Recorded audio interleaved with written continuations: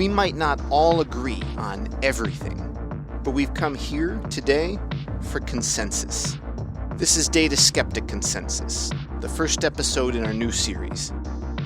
Consensus means many different things depending on the context, so warm up your attention mechanisms. We've got a lot related to databases and distributed systems to cover, but today we're going to pay less attention to the artificial sort of intelligence and focus more on the plain vanilla sort of intelligence.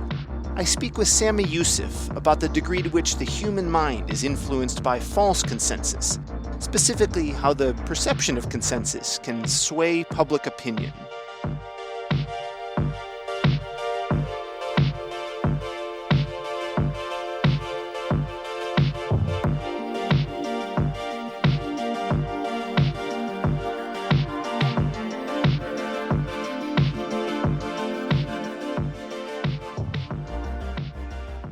My name is Sami Yousif. I'm a graduate student in the psychology department at Yale University. Excellent. And tell me a little bit about your specific areas of interest. I actually study a pretty wide range of topics, maybe a little bit wider than you might typically think in this era of sort of hyper-specialization. So I've studied a broad range of topics from how we perceive and represent visual space or 3D space, all the way to how we sort of understand our complicated epistemic world and how we navigate, for example, all the conflicting sources of information that we have to interpret. Some of those areas definitely overlap heavily with most of my background, things like computer vision and graph theory and these kinds of things. What's your relationship to those more quantitative aspects when I think of psychology as being a bit more qualitative? Yeah, so I think in general, probably the fundamental question that my work tries to understand about how the mind works is, for any cognitive process that we could understand, what is the format of that process? So for example, if you think about something like a Word document that you might interact with on a daily basis, that Word document could be saved and stored as either a PDF or an RTF or a doc file or a docx file. And that format of the file has a lot of implications for how you interact with that file, what metadata is stored, what pieces of software that can interact with. And by analogy, I'm interested in figuring out that format for a lot of cognitive processes so that we can understand how any given process interacts with the rest of the mind in a more general way. Along those lines, the paper I had asked you on to talk about today is called The Illusion of Consensus. Consensus means many things to many people in many contexts. To start off, maybe we could do a few definitions. What did you and your co-authors mean by consensus? Yeah, so this is actually a great question. I think some people disagree with us what we mean by consensus. So for our purposes, consensus just means anywhere that there is agreement within some group, right? So you might think that consensus means that 99% of the public or some large percentage of the public agrees on some point. For us, consensus means something a little more general, which is just, are there some people that agree on this? So for example, we might say in the United States that there's consensus about things that both, members of the left agree with, but also that people on the right agree with. We don't need consensus across all possible categories of people in order for us to qualify something as consensus. Does that make sense? I think so. Does then consensus necessarily relate to a majority, or can we look at it as more of subgroups? Yeah, I think more the subgroup view, right? So if 40% of people have one view and 40% of people have another view and 20% of people are agnostic, you might say there's no consensus on this topic. But from our perspective, it's just a little bit of a different frame of reference. We would say that there's two different consensuses on those two different views. Gotcha. And then that's something that's a bit tricky to study formally, yet you guys were able to conduct some very interesting studies. Could we talk first just about how you structure an experimental design? How do you ask questions and study things of consensus in this nature? Yeah, well, I think the first and most important thing for us is we're having participants complete a task.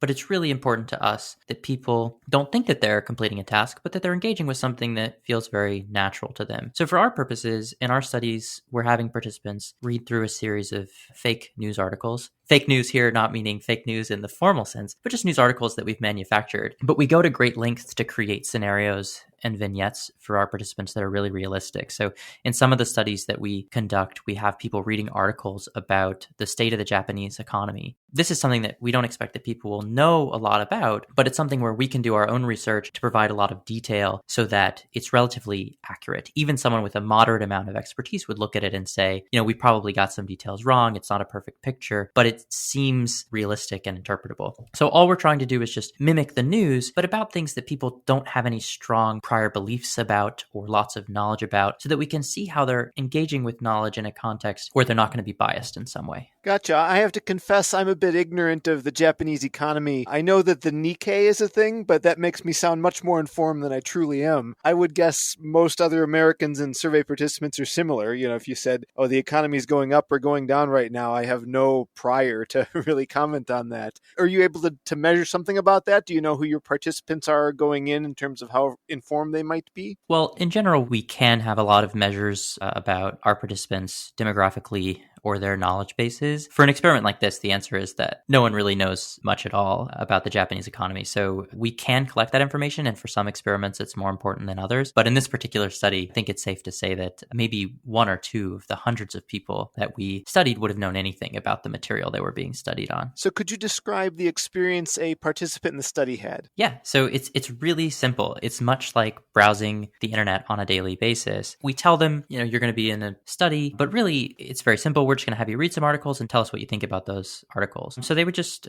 see an article one at a time. These are presented just on the screen like any other news article would be, and we give them like headers and dates and stuff so that they really have the impression of being realistic news articles. They get a few minutes to read each article, and then we just ask some really basic questions about the articles. So what did you read about? What countries were you reading about? And the most important thing we want to know is the articles are set up so that they take one side of an argument or not. So there are going to be some experts that are saying the Japanese economy is going to improve. There's going to be other experts that say the economy is not going to improve. And the critical question we ask at the end of the study is, what's your own view? It doesn't have to be based on any particular thing that you read, but what's your impression of whether the economy is going to improve or not? And that's the thing that we're trying to study primarily. And that question of what's your own view, are there check boxes? How does one express their view? In this particular study, we have a scale that they can sort of drag along. A lot of studies in psychology are going to use discrete scales, say on a scale of 0 to 7, but we actually allowed participants to respond on a scale of 0 to 100. So there was a lot of range for them to give pretty detailed responses. And we actually think in this case, there was a lot of value in that more continuous response scheme. And then would it be if I walked away neutral, I'd give you 50, and if I felt strongly for an improving economy, that'd be 100, or 0 would be for a declining economy? Is that basically the measurement? Yep, exactly. That's all there is to it. Gotcha. And just out of curiosity, that is a bigger scale that I'm used to. What did the distribution or the histogram end up looking like? Well, it actually looks rather normal in some cases. So in our study, what we're trying to understand is how people's ultimate beliefs about whether the economy is going to continue to improve or not are affected by the number of experts that they heard from. So the critical thing is, suppose that you read 5 articles. Those 5 articles could all cite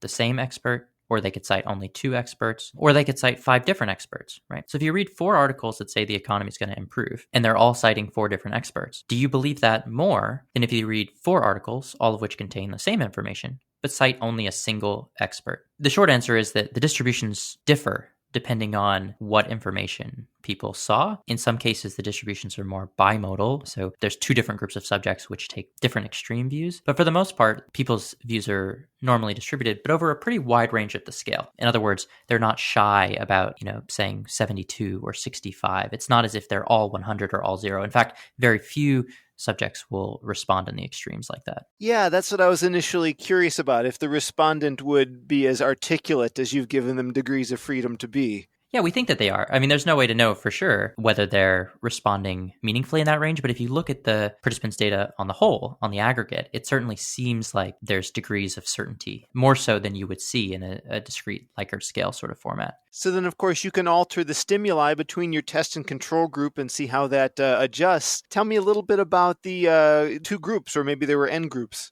Yeah, so there's actually 3 groups in our study. I'll try to explain them from scratch. Basically, in one condition, subjects will read 2 articles about the Japanese economy. One will say the economy is not going to improve. Another will say that the economy is going to improve. And that's sort of our baseline condition. You've seen the same amount of information on both sides of the debate. In another condition, we set it up so that they're going to read 5 articles, one of which says the economy is not going to improve, and 4 of which say the economy is going to improve. And all of those articles are going to cite different experts. Now, our critical test condition is a third condition in which they also receive 5 articles. They read through all 5 articles. These are the exact same 5 articles as they would read in that second condition that I told you about. The only difference is that we change the number of experts that are referenced in those 5 articles. So for the 4 articles that say the economy is going to improve, it cites the same expert who's claiming that over and over again. So that what you have is a design where 2 conditions, you're reading 4 favorable articles. And in 1 condition, you're reading only 1 favorable article. But critically, in 2 of the conditions, you're only ever hearing from 2 experts. And it's only in that second condition where you're hearing from 4 experts who believe the economy is going to improve. So the question we're asking in this study is, does it matter that people are hearing from 4 different experts who agree on a view? Or are they only paying attention to the amount of information that they received? Yeah, very interesting. And I mean, let's just jump to the punchline, I guess. How much impact does that have? Well, the immediate answer is it has no impact. So the reason that we conducted the study in the first place is because of this hunch that, we all experience a world where if anything happens, if there's any piece of news, you can go into Google, you can go to Twitter, and you'll see 20 different articles immediately, all of which have the same headline. And the question is, what should you believe about that headline? I think a recent example that was sad but very relevant is President Trump's brother died not too long ago. And a lot of the headlines in the minutes after this happened said that he was 71 and others said he was 72 when he passed away. And many, many news sources, credible news sources, were getting this wrong. I believe the correct answer ultimately was 71, but I'm not sure. But the point is that because one source initially got this wrong, several other sources proliferated that incorrect information. The question we're asking in our study is whether people are sensitive to that, what we call false consensus that arises when information is being repeated extensively, but it ultimately traces back to a single error or a single claim that was made. Yeah, it's almost like you're measuring the echo chamber. It's a bit more complicated than that, but it's the same expert in multiple articles. Should we assign more credibility to them, I suppose? Yeah, it's all about echo chambers. What we're interested in is sort of a mechanism by which echo chambers are allowed to exist or are perpetuated, I would say. So I encounter a little bit of this as I read news, sometimes where I find these articles that were, they look like an assignment someone really didn't want to do, and they're kind of copy and pasted from here and there, and it's information I've already read. I always personally feel like, this is nothing new for me. My posterior beliefs should not be updated. I haven't learned anything from yet another article citing yet the same expert on a subject. And I'd like to believe that about myself, but do your studies imply that we, in general, human beings have that cognitive filter in place? Well, our studies suggest that a lot of people think they're like you. They think that they are aware of this repetition. And in one of our studies, one of the more fun studies actually, we ask participants this question. Like, if you were faced with repeated information that all cites the same source, what would you do? Would you give that as much credibility as if it was all different sources? And participants will tell us, no, not at all. I think if it's citing multiple sources, that's relevant to me. I would believe that more. But what's funny is then we have them complete the task that I described to you before. And even when people have just reported to us that they value that true consensus, a consensus that's based on corroborating evidence from multiple independent experts, they still exhibit the same effect as our other participants. In other words, they still overvalue false consensus or information that is repeated by multiple sources, but ultimately goes back to a single source. So subjects think they're aware. And remember, we're making them aware of this not after they completed our task, but immediately before they complete our task. And they're still swayed. Their belief that the economy will improve, for example, is still swayed by the fact they heard this repeated information despite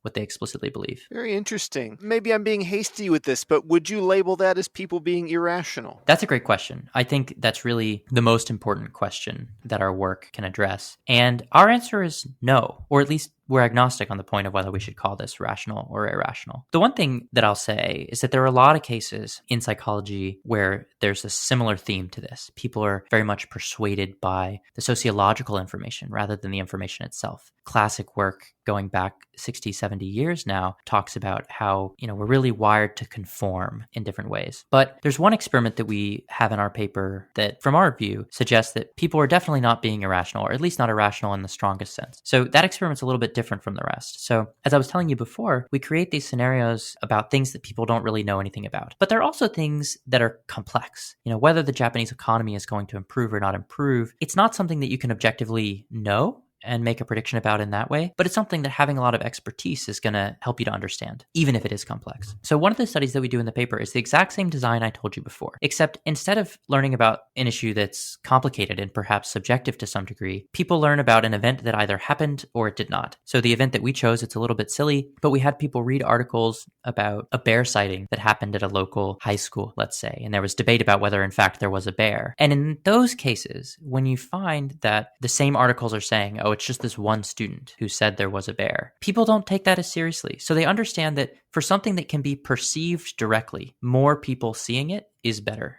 than fewer people seeing it. It's only in this territory where there's a little bit of subjectivity where people are willing to believe in this false consensus, as we're calling it. So what we think that means is that people have an assumption that when the same source is being cited multiple times, there's a reason that it's being cited multiple times. Just to take a very modern example, Dr. Fauci is the expert in our country on all matters pertaining to COVID. And if you see every article citing what Dr. Fauci said, you wouldn't think anything of it. I mean, of course, you know there are other experts and you know that he's not acting alone, but you sort of make some assumption that he is speaking on behalf of that consensus or on behalf of those experts. And so the articles are correct in citing him. So that's just to say that it's not always irrational to believe in this sort of false consensus, but there's at least some cases where it might be. And what our work shows is that people have a strong tendency to believe in repeated information, whether or not that is rational.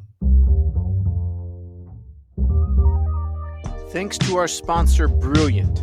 Listeners, have you been over to Brilliant lately? There's always new content appearing on Brilliant, so I like to check regularly. In addition to some new courses I want to take, they've really got them organized in a nice way, and I want to point you guys to the Scientific Thinking series of courses. This right here is the Skeptical Toolbox. I was formerly trained in engineering, but not really in how to think scientifically. I had to learn that on my own. I wish I'd had courses like these to help me out. I'm also very excited by their quantum computing course. It has a fun way of teaching you quantum circuits. There is something for everybody, no matter what your background. So head over to brilliant.org/dataskeptic and see what they've got on offer. I make time every week to head over to Brilliant and solve a few problems, take a few quizzes, or just enrich myself and stay challenged. Brilliant.org/dataskeptic. Well, information gets repeated for many reasons. My favorite is because it's correct, but there are other reasons as well. Do you think that there are efforts in place to weaponize this sort of thing, or do we just arrive at false consensus because some algorithms have inadvertently bubbled things to the top? There are a lot of cases where this effect that we're talking about happens automatically. It's not intentional. If a rumor is spreading through a workspace, there can be a sort of false consensus effect, but not because someone was being malicious or not because someone was purposefully trying to spread misinformation. I think there's a reality in our times that some of this is happening intentionally, and I think this kind of false consensus is one of the primary ways that this information is disseminated. That's why we wrote the paper. It seems like one of the key mechanisms by which misinformation and disinformation can spread. You know, you see all these headlines about these things that some politician happened to retweet because it's giving a voice to those what in the mainstream we may perceive as more radical ideas or something like this. That is false consensus in action. And I think a big part of the goal of movements that depend on misinformation or disinformation, or to say gently, sort of unorthodox views, depend on having more people say it in more forums and just repeating it multiple times. That's something that we as humans really latch onto. And it's very effective, whether it's intentional or not. And I think I happen to think that there's a lot of that stuff that's happening that is intentional and a lot that is not. Could we talk a bit about how the source plays into this? I certainly, as I look at news articles and whatnot, am looking at my URL bar and saying, what do I think about that particular publication? And not even necessarily its neutrality. Sometimes a site that has an extreme point of view, whether I agree with it or not, I at least know their true colors and can kind of sort of adjust. I feel like I'm reading the URL as much as I am the article sometimes. How do you control for that in some of your experiments? So we don't address that issue in our paper, although we think it's an important avenue for future work to consider. The short answer is that you've got to think that to some degree, people are sensitive to the source information. But of course, that's going to vary person to person. You know, I'm not sure that the average Facebook user is being super discerning about the headlines that they're sharing. And although we'd like to think that everyone is being careful about this and thoughtful about this, I'm just not sure how true that is on the whole. Of course, Facebook itself thinks this is a problem. And I've heard recently that they've implemented measures, for example, with COVID information. If you want to share a COVID article on Facebook, then Facebook will prompt you to say, do you really believe this? Are you sure this is a reliable source? Should you be sharing it if you think it may not be reliable? I'm not sure the efficacy of those interventions, but I know it's a more interesting approach that's been taken to tackle exactly this sort of issue. Well, I know you guys didn't necessarily tackle brands like, CNN versus Fox News or whatever, but at least in some of the experiments, you emphasize they should consider the source. Could we explore what that is then? Is there a way you conveyed authenticity of source or first source? What were you exploring in those cases? So the experiment in which that's most relevant is similar to all the designs that I've said before. What we varied in that experiment was, so let's take the basic design that I told you before. I told you that people are reading news articles about the Japanese economy, and we get this effect of false consensus whereby people are overvaluing that repeated information, even if it came from the same expert. One potential counter argument you might have about that as a study is that you are putting faith in the news source to have found the correct expert. Maybe all the news sources are citing the single expert because they all happen to have vetted them and decided they're the best expert. So what we wanted to create was an environment in which it wouldn't make sense to put a lot of weight on the credibility of the initial source that was doing the citing. So it's a bit silly, but what we do is we do the same kind of study, except instead of having participants read news articles, we say, here's some intro students in a introductory economics course, and they're writing essays about economic policy in Sweden or somewhere. You're going to read their views, and we want you to evaluate the same thing. Is the Swedish economy going to improve or not improve, or something like this? The critical thing there was we were telling participants, these are essays written by students. They are not experts. They could not have been experts. Their assignment was to make a compelling argument whilst being sure to pay attention to their sources. But the goal of that wasn't to make sure that they were aware of the quality of their sources, like the hypothetical students here. The goal of that was to ensure that the participants doing our task were attending to the sources that the students were writing about. And the goal of that was so that our results couldn't be explained by some expertise of the person writing the article, because we're explicitly signaling that the students didn't have some. Yes, it's not Dr. Fauci, it's someone who listened to Dr. Fauci. Exactly.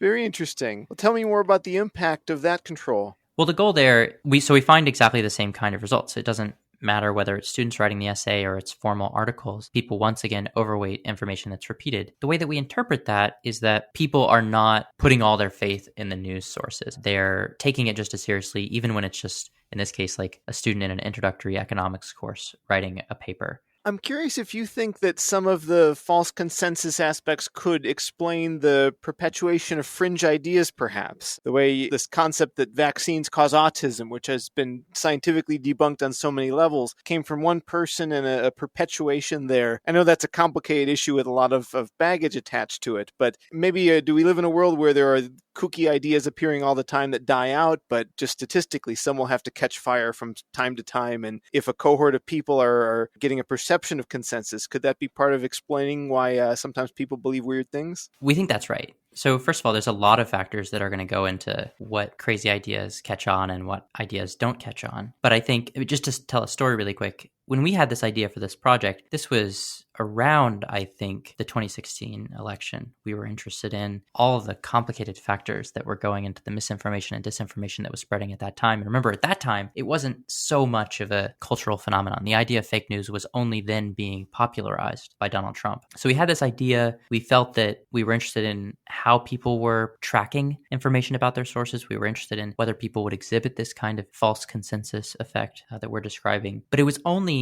maybe 6 months into that project where we stumbled across this paper in a journal that is not one that we would typically read. And what that paper was doing is kind of a unique approach, actually. They were analyzing blogs that discuss climate change denial. So essentially, these researchers were trying to understand, where is this information coming from? Why do people believe this so strongly? And maybe that's a way that we can try to figure out what's going on here. And so what's so fascinating to us about their findings is that they analyzed all these climate change denying blogs, and they found that 80% of them were citing a single source. And that single source is someone who calls themselves a polar bear expert, and they write papers as to why climate change is exaggerated, or claims about climate change are exaggerated, and so on and so forth. And they're a huge source of misinformation about climate change. But this person does not publish peer-reviewed articles. They do not have a higher degree that's relevant to this area of study, and yet they're cited all over the place across the internet. And, if you read 100 different blogs, which are all saying the same thing, but they're all citing this single person without even any scientific background, it's very powerful. I mean, it seems to work.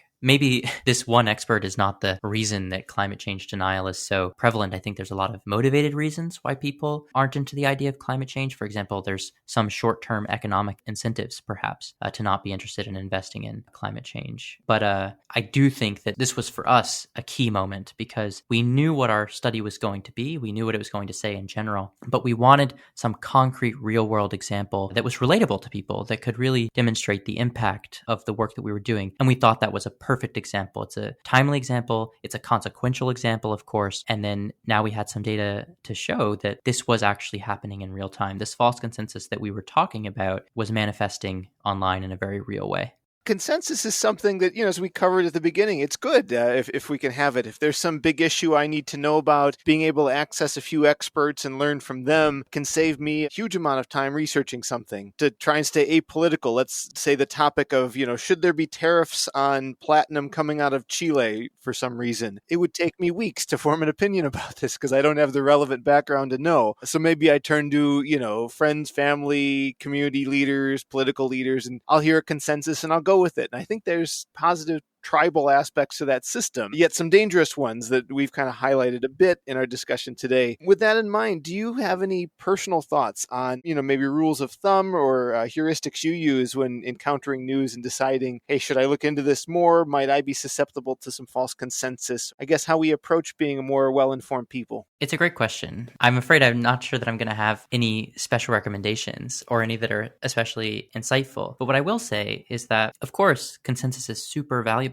The reason our species is successful is because of our ability to rely on collective knowledge acquired not just within our lifetimes, but across generations and generations of humans. So we need consensus in order to make sense of all the information that we've acquired as a species. The challenge is when we have access to too much information, and especially when there's sort of a cultural war about so many ideas. If there's disagreement about everything and we're taking away the credibility of our most important institutions as experts, then consensus is no longer a valuable societal tool. It can be weaponized. So I think the most important thing is for us to consider where the information goes back to, first of all. I think this is a simple prescription, but of course, I think people should always be more aware of where information is coming from, especially on social media. And I think people should explicitly seek out political information on both sides. I think that's the only way to have a more informed citizenry. But other than that, it's a very hard battle to win if there's not cultural belief that our institutions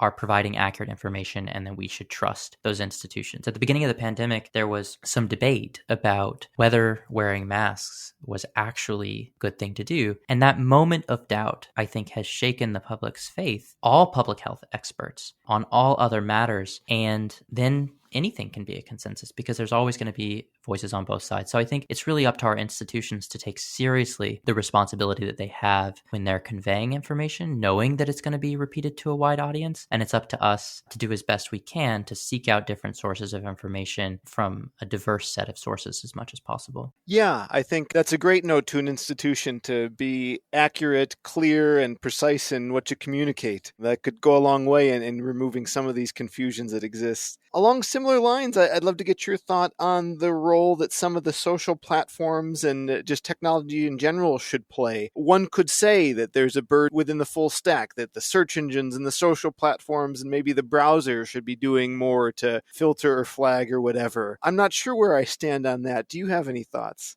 I'm not sure where I stand on that either. I think a lot of work in the social sciences is trying to figure that out. I think it says a lot that since the 2016 election, there has been a lot of research devoted to considering what interventions could work on social media. But you haven't heard a lot about that. There's not a ton of headlines about that stuff because we haven't found anything that works really well. And the solutions that I think would work really well are ones that are certainly almost never going to be considered. They're very extreme solutions. For example, Twitter took the very extreme step of banning all political advertising. I think that's important. I think that's a big step. I think it's those kind of big steps. I would say for my own purposes, that's on the smaller scale of what I think is necessary, but that's a personal belief. But that's the starting point. There's certain kinds of dialogue that really shouldn't happen on social media. And that's a dangerous thing to say. I mean, to present the other side of that, I'm the strongest possible believer in free speech. So you're trying to balance this really strong belief in free speech with knowing full well that social media creates a toxic environment that enables the spread of misinformation. I think it's very challenging. For me personally, if I had to make one recommendation, this is not based on any empirical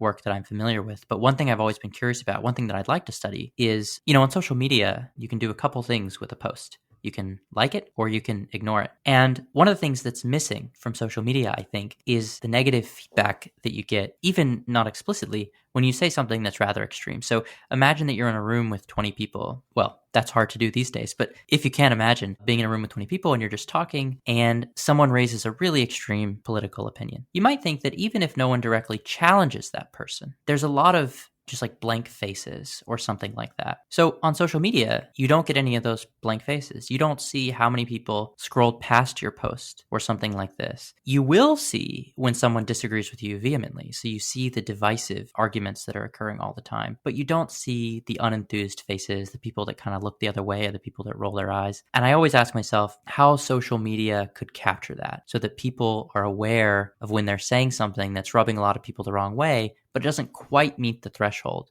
where it's so egregious that they're willing to comment. I don't have any insight as to how to solve that problem. That's just my own view of where I think a lot of the problem lies. But I do believe that the social sciences will have something to offer in the way of solutions. The question is just whether it's worth it for social media companies to take those seriously. And that's not for me to decide. But that's a very novel observation. If I go out to the local town square and start preaching, I'll get a reaction to what I'm saying pretty quick. I don't always get that online. Well, Sami, this has been really interesting. Where can people go online to learn more about you and your work?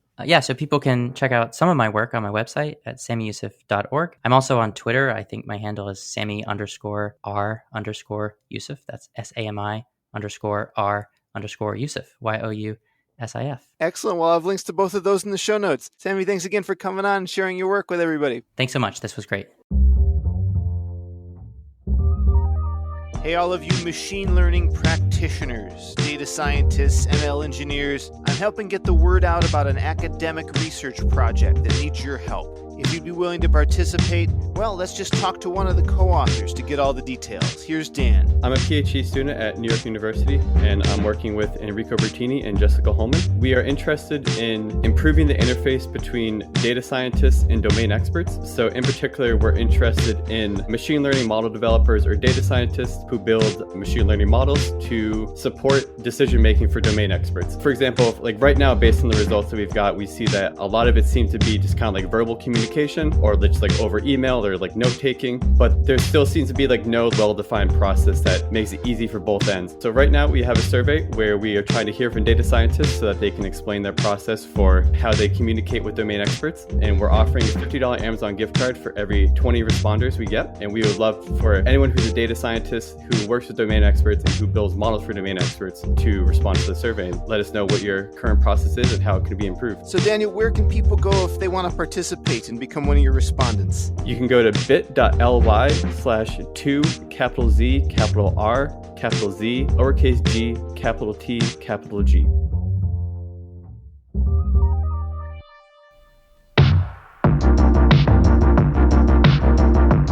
That concludes this installment of Data Skeptic Consensus. Our guest today was Sami Yousif. Our theme song is Paradox by Odling, soundcloud.com/odlingmusic. Claudia Armbruster is our associate producer, Vanessa Burciaga does guest coordination, and I've been your host, Kyle Polich.